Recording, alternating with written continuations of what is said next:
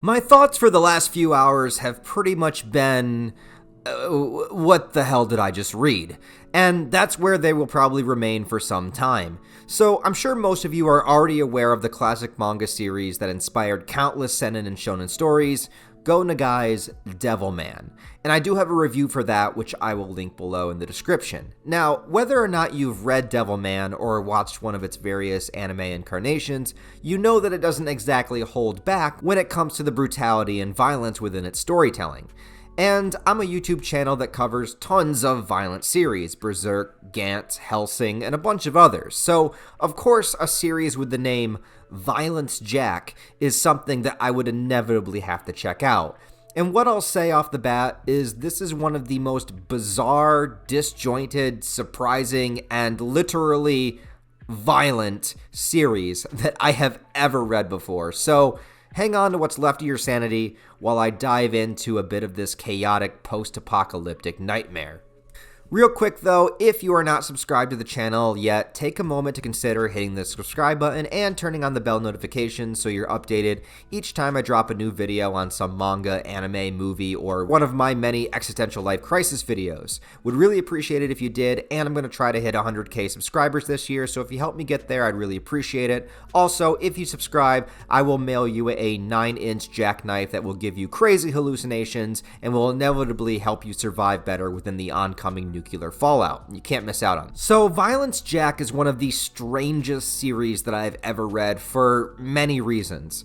First of all, to be as general as I can about the premise, it takes place within a fallen devastation of a city called Kanto in Japan. After a massive earthquake and following destruction and torment, the city is basically segregated from the rest of the country and becomes a hellhole for villains, fighters, and the poor unfortunate souls who were left behind in the carnage.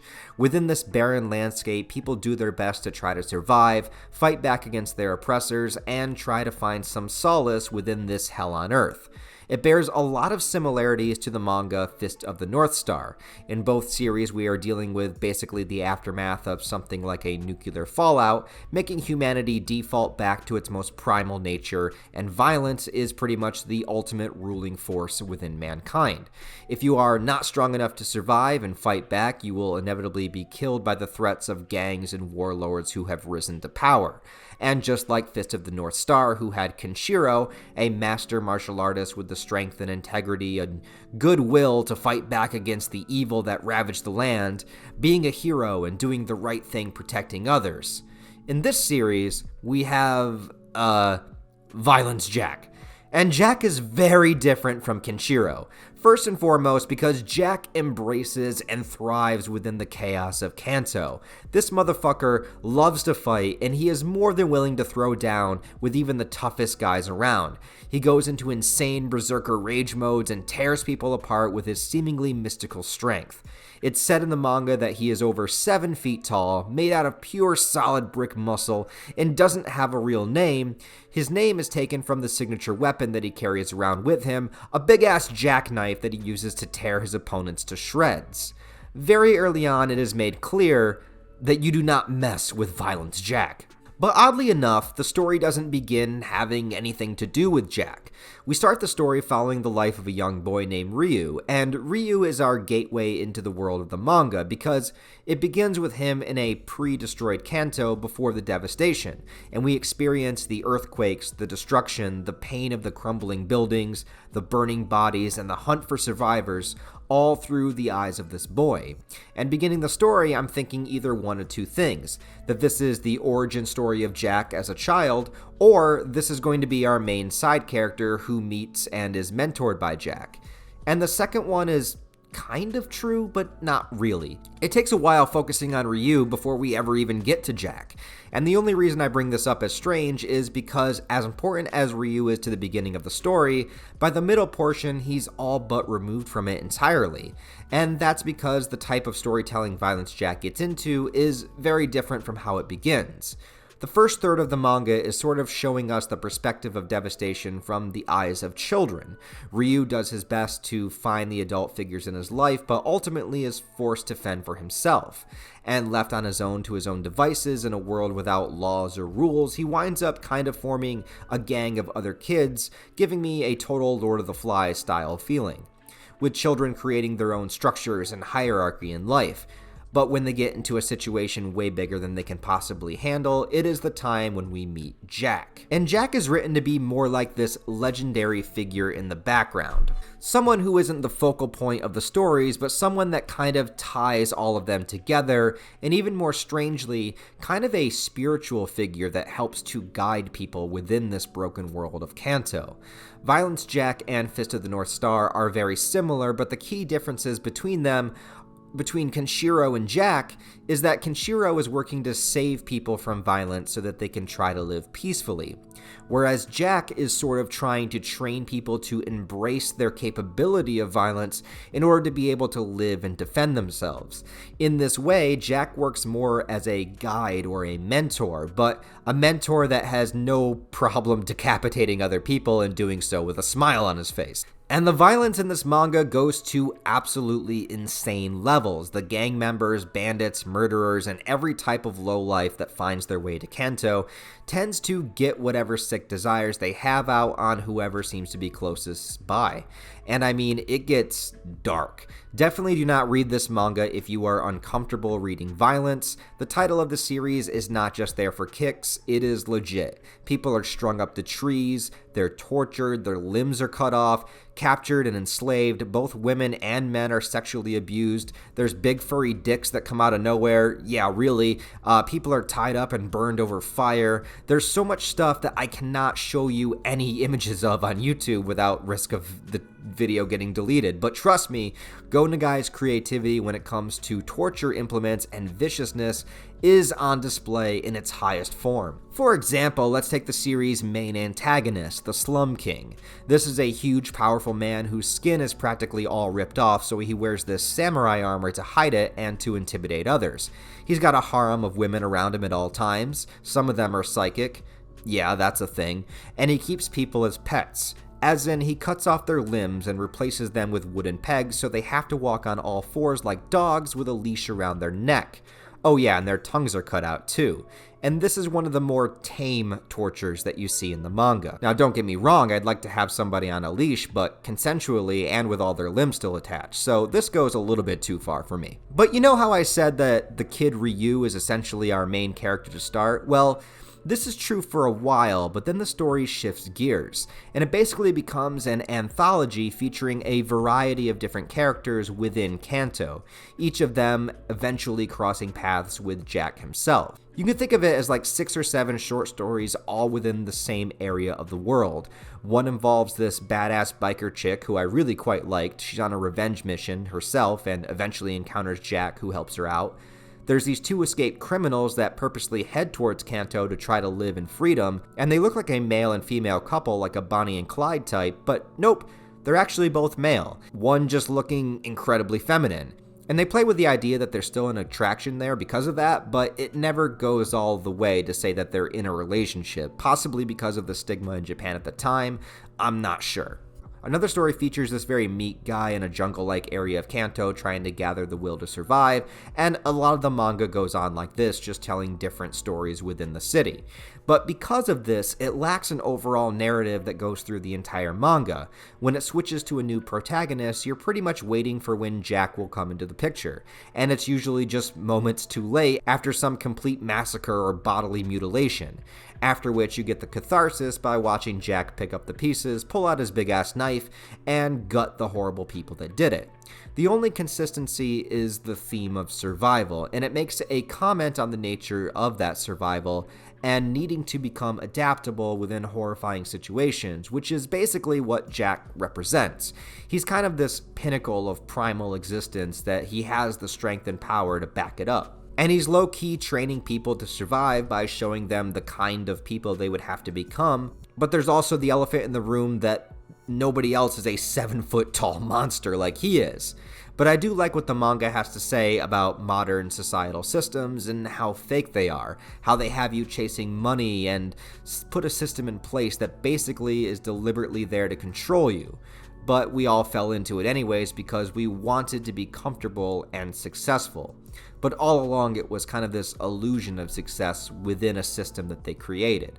But just the same, the acceptance that struggle, pain, and brutality is the result of having true freedom is kind of the point. Kanto might just be a sanctuary of freedom, but if there are no rules and no systems, the strong will be the ones that rule. So from there, it's just a matter of what kind of strong person you strive to be. Will you be a dictating warlord like the slumlord, or will you be someone who helps train others to adapt and survive as well, like Violence Jack? In other words, do you want to wear samurai armor like a fake alpha pansy, or do you want to grow your hair out, wear torn up clothes, and carry a big ass knife like a Chad? But there's something else I need to talk about when it comes to Violence Jack. Something incredibly important. But it is full-on spoilers, so I'm going to give you a chance now to step away from the video if you don't want to know about the finale of Violence Jack. So go ahead, get out of here, because you can't handle it. You can't handle the ending of Violence Jack. You are too weak. But anyways, before I get into that, I do want to shout out my Patreon supporter and friend of mine, and if you're a fan of the channel, you've heard me mention him before, Adam Rakai with his manga, The Shonen Beat. Also down below in the description, you will find a website and Patreon account for The Shonen Beat. It is a manga series and ongoing series in a world where freedom of expression is outlawed and music is the only way to fight back. Literally using music, sound waves, and the variety of genres and styles of music as its power system. 2 volumes of Shonen Beat are out already and free to read. Just check out the links below in the description like I said. As well, I have reviewed both volumes on my channel, and you can watch those and get some insight into the story if you're still on the fence. Anyways, I highly recommend you check it out. And shout out to Adam for being such an awesome Patreon supporter all this time. Really appreciate it, brother. Check out his manga down below. So back to Violence Jack. The final chapter changes everything, and I mean everything. Now, while reading this manga, I definitely saw parallels and influences from Devilman, but the story had nothing to do with Devilman at all, so I'm just assuming this is its own thing. Now, remember the dog people that I told you about? Well, their designs are the spitting image, and I mean exact, to Miki and Rio from Devilman. Now, while reading this, I noticed that, but no attention was brought to it beyond that, so I just assumed it was like an Easter egg of the story, just a nod to his past work designing characters that look like them. But I was dead wrong. In the final chapter, it is revealed that that is Rio. Oh, of course, it's my old friend Rio. How the hell have you been keeping then? And that Slum King is a separated part of himself, meaning that this entire story, the whole time, is a sequel to Devilman. I don't give a shit. This literally takes place after the ending of Devilman, so apparently the apocalyptic ending of Devilman still happened, and God recreated the world like a big reset, only for Rio, otherwise known as Satan, to still exist and recreate the devastation by invoking the original earthquake that destroyed Kanto and created this wasteland and started the story. But his sorrow from killing Akira, Devilman, caused him to separate into different forms. So basically, this was an attempt to punish himself. So Slum King was Rio enacting penance upon himself for killing Akira. And all of this comes out of nowhere. And if you haven't read Devilman, this would make no sense whatsoever. This was such a twist that I still don't know if I liked it or if it feels like a Hail Mary trying to come up with an ending to a story that was so disjointed to begin with. How would you end it? Well, just turn it into Devilman. It also feels like because Violence Jack lacked consistency that maybe Go Nagai missed writing Devilman and wanted to bring it back. Or maybe this was all planned from the get-go. I honestly have no idea, but that's not all. Violence Jack is seen with 2 other people here throughout the manga, a woman and a child, never talks about who they are, and when Rio reveals himself and merges back into his true form, Jack merges with the woman and child, becoming, yes, Devilman. Jack was Devilman all along. I'm Devilman! You what? So Akira is not dead. He somehow survived, or was revived maybe. I missed that. I don't know. But Jack represented the demonic entity within him, I'm assuming. The woman probably his softer feminine side, and the child his innocence. I don't know. That's just what I'm going with for right now. But out of nowhere, this manga becomes Devilman Part 2, and Rio and Devilman get locked into another epic battle. I really had no idea what to think of this, and despite all of this, we still don't get a real conclusion. The two get locked in combat and hurl towards the earth, only to flash forward years into the future, and it ends with Ryu, the little boy from the beginning of the manga, now as an old man in a rebuilt futuristic society, recollecting the legend of Violence Jack. So look, bringing the Devilman characters back was really cool, it was a good twist, and I was hype as hell to see them again, but ultimately the ending of Devilman was better than the ending of Violence Jack, and so they didn't really need to be here. I'm a little torn on it. I mean, yes, it was cool, but I kept thinking, why? And then I think, thank God I read Devilman, or else this would have been too much of a what the fuck moment to enjoy. Overall, I enjoyed Violence Jack, but I can't rank it super high in my manga favorites because of the disjointed nature of it. However, if you want something that hits the Fist of the North Star style, is a little shorter to read, and triple downs hard on the violence and brutality that humanity has to offer, well, look no farther than Violence Jack. Anyways, guys, if you have read Violence Jack, let me know what you thought of it in the comments below. Also, if you enjoyed the video, don't forget to give it a like and leave a comment because all interaction will help me in the algorithm. Also, check out the links in the description below for the Shonen Beat, my Devilman review, and various social media links where you can find me. Other than that, guys, I hope you have a wonderful rest of your day, and I'll talk to you next time.